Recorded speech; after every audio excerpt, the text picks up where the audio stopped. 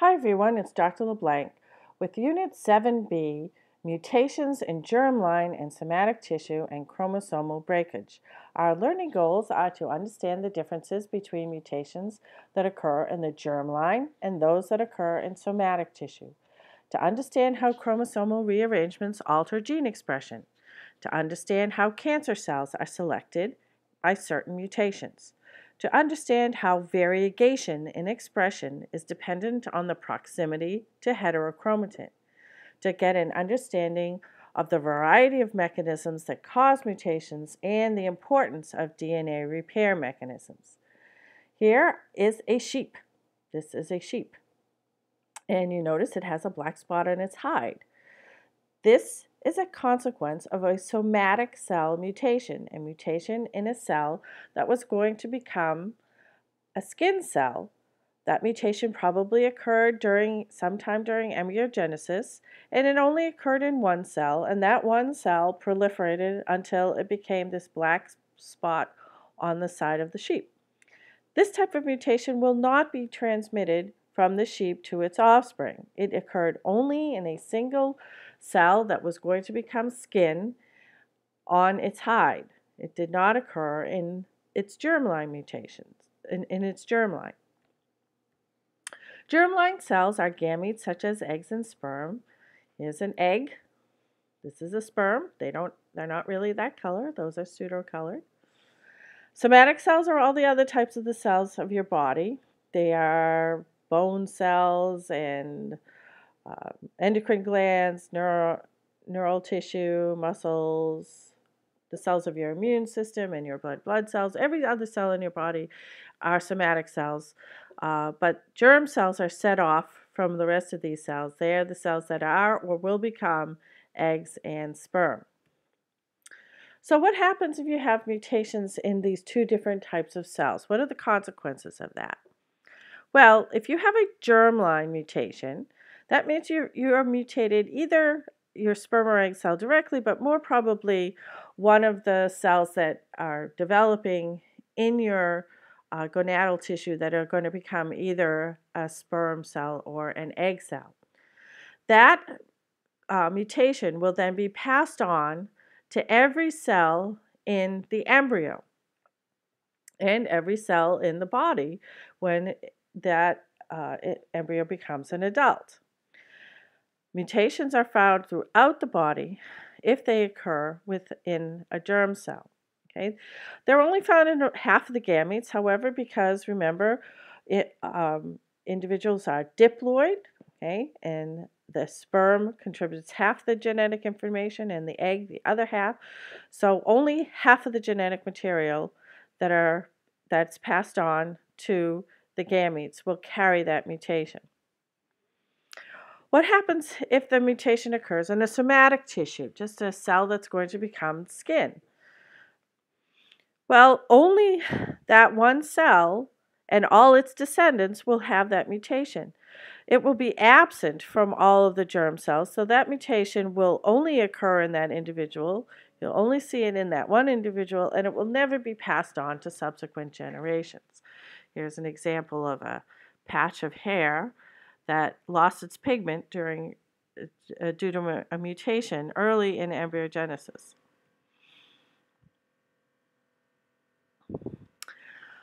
Chromosomal rearrangements or translocations of genetic material can affect gene expression.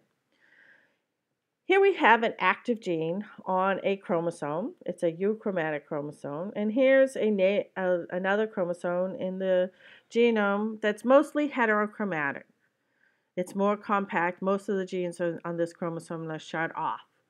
One of the chromosomes like that exists in humans is the Y chromosome. Y chromosome is usually mostly heterochromatin. It has some patches that are not, but a lot of it is heterochromatin. Anyway, what happens if a piece of this chromosome breaks off and attaches to this other chromosome? Okay? Since this region that it attached to is heterochromatic, that heterochromatin is going to spread throughout this newly attached genetic material, and it's going to inactivate all of that DNA. This is called a position effect, due to translocation to a heterochromatic region. I'm going to come back to this in a little while. What about position effects due to regulatory sequences? What if you move or just take a chunk of this chromosome and flip it around? Okay, here we have gene A and gene B. Here it has a core promoter and an enhancer here. Here's our other gene that has its own core promoter. What happens if you flip it around so that the promoter of gene A is now next to this enhancer? Well, now gene A can come under the effect of this enhancer and be expressed differently, perhaps in different tissues or at different times in development. The core promoter, when it's placed next to the regulatory sequences, will now come under the influence of this enhancer. Something like that happens with the Philadelphia chromosome. Philadelphia chromosome is found in patients who have chronic myelogenous leukemia. This is an unfortunate consequence of this translocation. An ABL gene, a gene that helps in cell regulation, cell proliferation on chromosome 9, can come in contact with a region on chromosome 22 next to another gene called BCR. Okay, this is a translocation. A little piece of chromosome 9 here comes and adds itself to chromosome 22, and you get this odd, short little chromosome where the BCR gene and the ABL gene are fused together. This creates a fusion protein, okay, and this protein then breaks down the cell cycle control in red blood cells, and you end up with leukemia, which is a proliferation of red blood cells. This is an extremely rare event. Why does it happen so frequently? It doesn't happen so frequently. Chromosomal breakages and rearrangements occur all the time. If they occur in a single cell in a human body, it's usually deleterious. It's usually a catastrophic event. It usually causes the cell to die. If one of your 3 trillion cells dies, you're usually okay. However, if that rare event causes this control of cell cycle to become overrun and the cells start to proliferate uncontrollably, then all of a sudden your body has selected for the presence of that mutation. You've made many, many, many cells now with that mutation because of the type of mutation that it was in the cell cycle control. It's an unfortunate consequence of that particular translocation. What about position effect variegation? Okay, we just talked about in a previous slide about placing a gene next to heterochromatin. Here's a gene for red eye color in our favorite genetic model, Drosophila melanogaster. Okay? If you have an inversion, a translocation within a chromosome, and that places the red eye gene next to heterochromatin, that red eye gene can become heterochromatinized and silenced. This often happens to a greater or lesser extent in only some cells where this inversion has occurred. Every single cell in this eye has the inversion, but some of them are still producing the red pigment. Remember, there's no mutation in the gene for red pigment.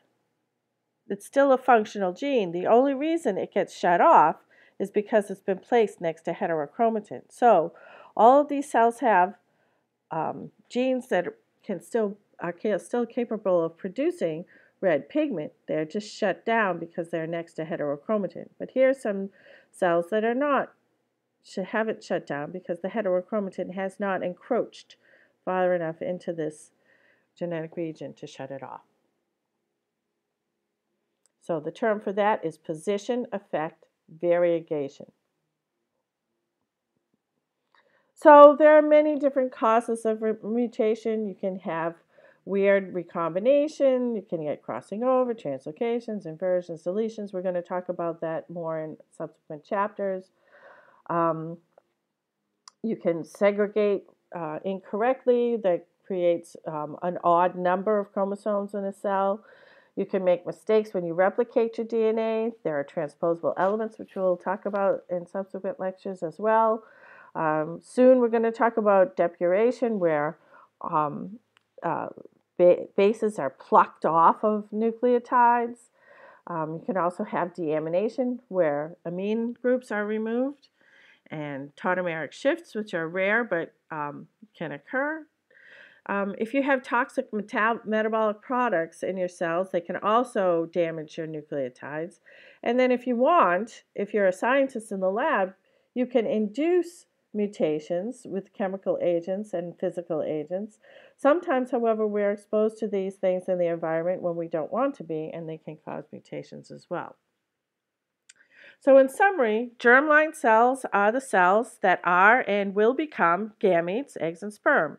Somatic tissue is the differentiated cells of the body that make up all the organs. Mutations in somatic tissue affect only the tissues of the individual. Mutations in the germline will be passed down to offspring and future generations. Chromosomal breakage and rearrangement can alter expression of genes by a variety of mechanisms. Translocations move a region of one chromosome to another. Most often they lead to gene disruption and cell death and no consequence to the organism. However, in the Philadelphia chromosome, a hybrid ABL-BCR gene is created, causing uncontrolled cell proliferation. This leads to cancer. Position effect refers to the consequence of moving a gene to a different location on a chromosome and putting it under the influence of that region. A common consequence of chromosomal rearrangement places an active gene next to heterochromatin. This leads to position effect variegation, where some cells of a tissue continue to express the gene while other cells have it shut off by the encroaching heterochromatin. There are many ways to cause genetic mutations.